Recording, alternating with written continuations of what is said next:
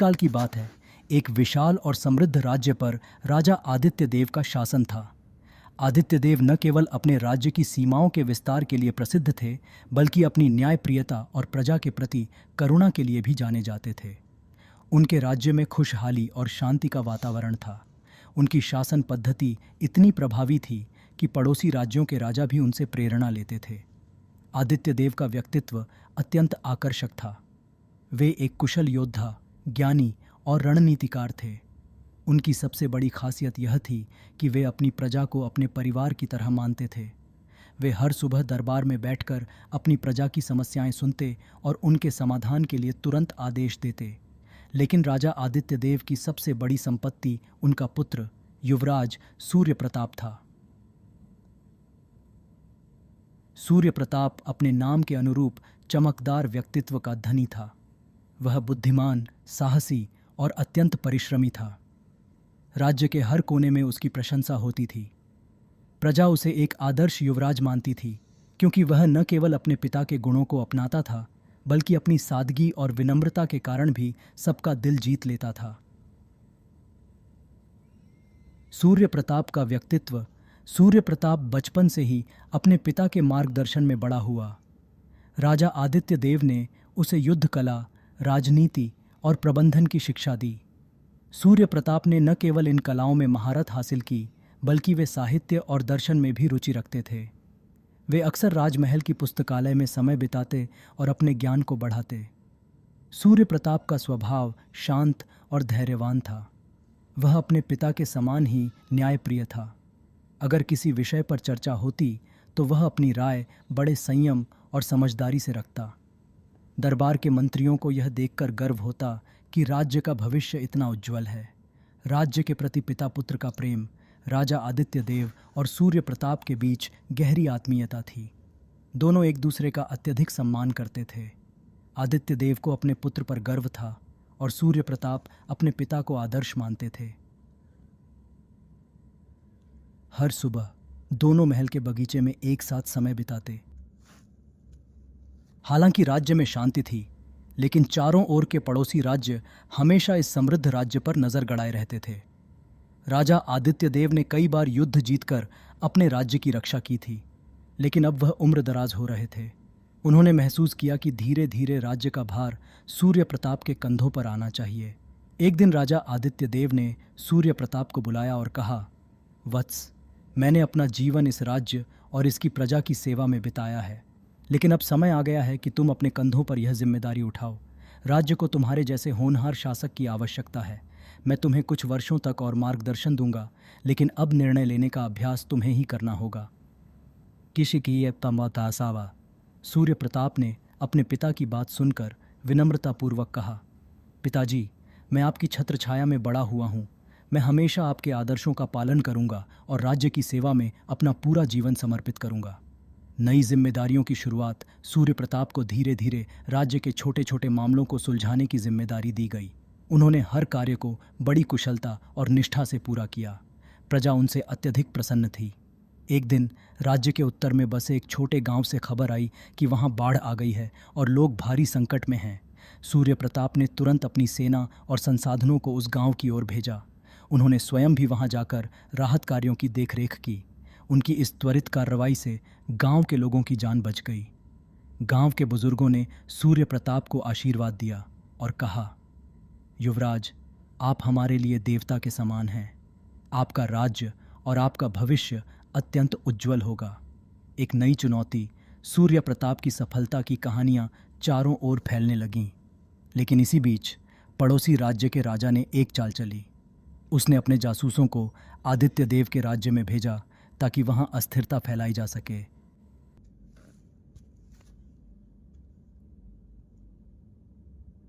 युवराज सूर्य प्रताप अपनी जिम्मेदारियों के बीच संतुलन बनाने में कुशल हो गए थे। वे अपने पिता की सलाह और प्रजा के हितों को प्राथमिकता देते हुए राज्य का कार्यभार संभाल रहे थे। लेकिन इंसान का दिल केवल कर्तव्यों से नहीं चलता, उसमें भावनाओं की भी भूमिका होती है। यही भावनाएं सूर्य प्रताप को एक ऐसी दिशा में ले जाने वाली थीं जिसकी उन्होंने कभी कल्पना नहीं की थी। प्रेम का पहला स्पर्श। राज्य के उत्तर पश्चिम सीमा पर स्थित एक पर्वतीय क्षेत्र था। जहां अक्सर सूर्य प्रताप राजकीय कार्यों के लिए जाते रहते थे। एक बार इसी क्षेत्र में पड़ोसी राज्य के राजा राजकुमारी कनकप्रिया के साथ आए हुए थे। कनकप्रिया अपनी सुंदरता, तेज दिमाग और साहसी स्वभाव के लिए जानी जाती थी। युवराज सूर्य प्रताप और कनकप्रिया की पहली मुलाकात एक सांस्कृतिक आयोजन के दौरान हुई। राजकुमारी एक तरह का एक था झरने के पास खड़ी होकर प्रकृति का आनंद ले रही थी और सूर्य प्रताप वहां से गुजर रहे थे। उनकी निगाहें एक दूसरे से मिलीं और उस पल में जैसे समय थम गया।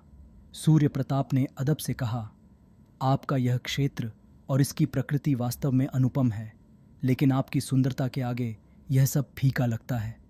कनकप्रिया मुस्कुराते हुए बोली, आपके शब्दों में मिठास है युवराज, शायद इसलिए आपकी प्रजा आपसे इतना प्रेम करती है। उस दिन दोनों ने एक दूसरे से औपचारिक बातें की, लेकिन उनके दिलों में एक अनजाना सा खिंचाव महसूस हुआ। कुछ देर की हुआ इसके बाद कई अवसरों पर सूर्य प्रताप और कनकप्रिया की मुलाकातें होने लगीं। दोनों को यह पता नहीं था कि उनके बीच जो रिश्ता पनप रहा है वह उनके राज्यों के भविष्य को कितना प्रभावित करेगा। कनकप्रिया का तेज दिमाग और वाकपटुता सूर्य प्रताप को प्रभावित करती थी। वहीं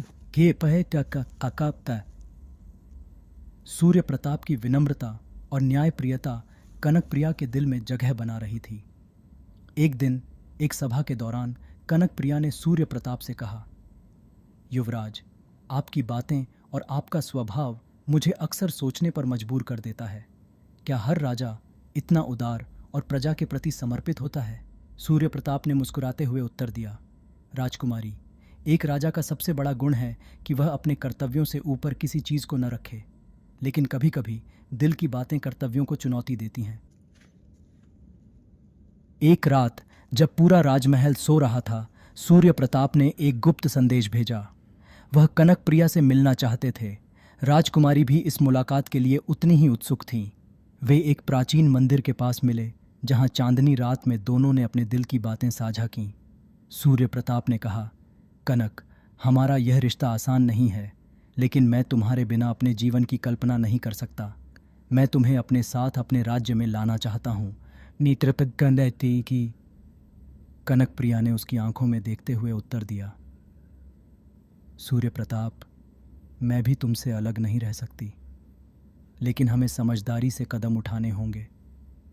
हमारा प्रेम हमारे परिवारों के लिए परेशानी का कारण बन सकता है। सूर्य प्रताप का सबसे प्रिय मित्र अर्जुन था, जो उनके साथ बचपन से था। अर्जुन न केवल उनके सुख दुख का साथी था, बल्कि उनके हर राज्य को संभालने वाला व्यक्ति भी था। एक दिन जब सूर्य प्रताप और अर्जुन घुड़सवारी के लिए जंगल में गए, तो सूर्य प्रताप के मन में छिपा हुआ प्रेम अर्जुन से साझा करने की इच्छा जाग उठी। जंगल की घनी छांव में घोड़ों को आराम देते हुए सूर्य प्रताप ने अर्जुन से कहा, अर्जुन, मैं तुमसे एक बात कहना चाहता हूँ, लेकिन यह बात अब तक मैंने किसी से नहीं कही है। अर्जुन ने मुस्कुराते हुए कहा, युवराज, आप मुझसे कुछ भी छिपा नहीं सकते। बताइए, क्या बात है? सूर्य प्रताप ने थोड़ी झिझक के साथ कहा, मुझे पड़ोसी राज्य की राजकुमारी कनकप्रिया से प्रेम हो गया है। मैं उसे अपने दिल से अलग नहीं कर सकता, लेकिन यह बात अब तक किसी को नहीं पता। अर्जुन ने चौंकते हुए कहा, युवराज, यह तो बहुत बड़ी बात है। क्या आप जानते हैं कि दोनों राज्यों के बीच का इतिहास कितना कड़वा है?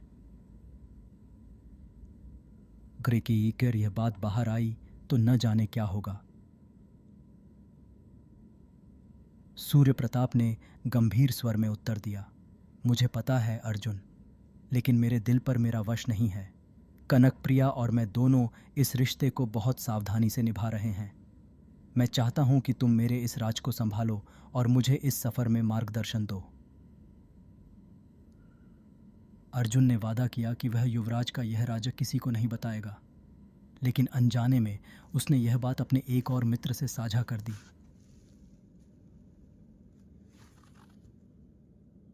अर्जुन ने यह बात अपने मित्र विक्रम से साझा की। उसने सोचा कि विक्रम भरोसेमंद है और इस बात को गुप्त रखेगा, लेकिन विक्रम को यह खबर इतनी चौंकाने वाली लगी कि उसने इसे औरों से कहना शुरू कर दिया। धीरे धीरे यह बात राजमहल के भीतर और बाहर फैलने लगी। दरबारियों के बीच फुसफुसाहट शुरू हो गई। राजा आदित्य देव तक भी यह बात पहुंची, लेकिन उन्हें इस पर विश्वास नहीं हुआ। दरबार में चर्चा। एक दिन दरबार के एक विश्वस्त मंत्री ने राजा आदित्य देव से कहा, महाराज, एक चर्चा सुनने में आई है। युवराज सूर्य प्रताप का पड़ोसी राज्य की राजकुमारी से गहरा संबंध है। अगर यह बात सच है तो यह हमारे राज्य के लिए चिंता का विषय बन सकता है।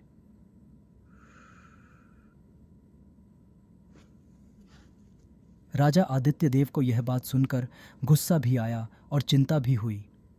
उन्होंने सूर्य प्रताप को बुलाकर बात करने का निर्णय लिया। पिता और पुत्र का सामना।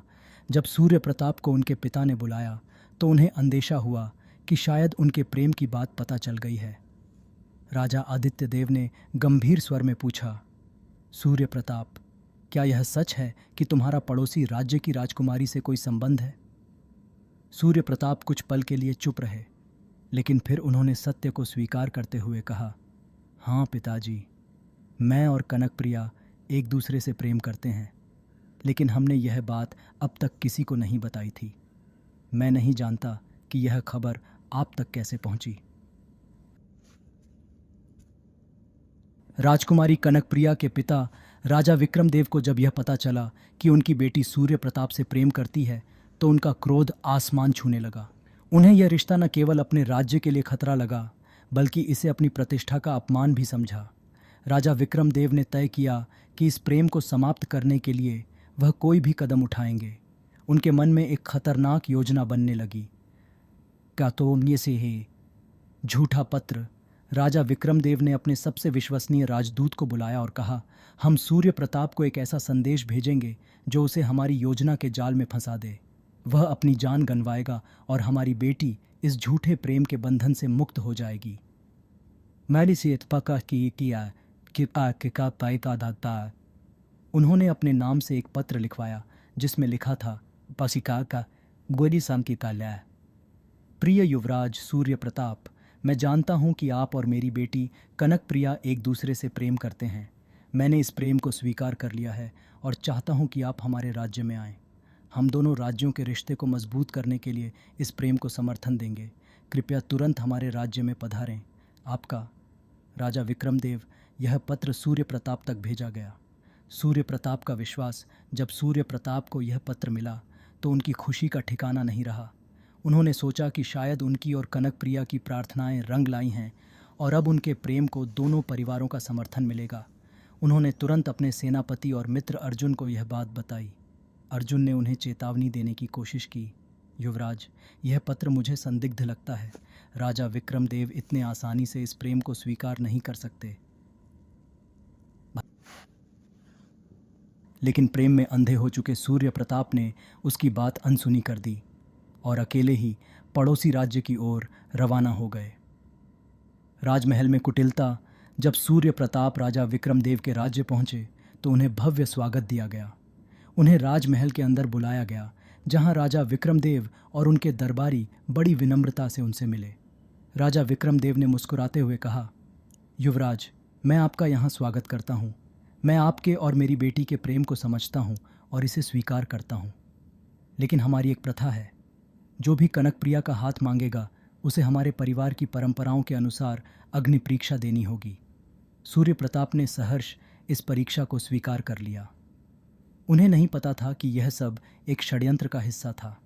हत्या का कुचक्र। अगली सुबह सूर्य प्रताप को महल के एक निजी कक्ष में बुलाया गया। वहां राजा विक्रमदेव ने अपने गुप्त सैनिकों को छिपा रखा था। जैसे ही सूर्य प्रताप वहां पहुंचे, उन सैनिकों ने उन पर हमला कर दिया। सूर्य प्रताप ने अपने जीवन की रक्षा के लिए तलवार निकाली और बहादुरी से लड़ाई की, लेकिन अकेले होने के कारण वे अधिक समय तक टिक नहीं सके। अंततः राजा विक्रमदेव के आदेश पर सूर्य प्रताप की हत्या कर दी गई। इस कहानी से हमें पता चलता है कि किसी को प्यार में पागल नहीं है, नौह होना चाहिए। दूसरा, किसी को भी अपने राज की बात नहीं बतानी चाहिए, चाहे कितना भी भरोसे वाला क्यों ना हो, क्योंकि उसका भी भरोसा वाला कोई और हैंडगा और इसे बात का राज उठ जाता है ये टाइम का।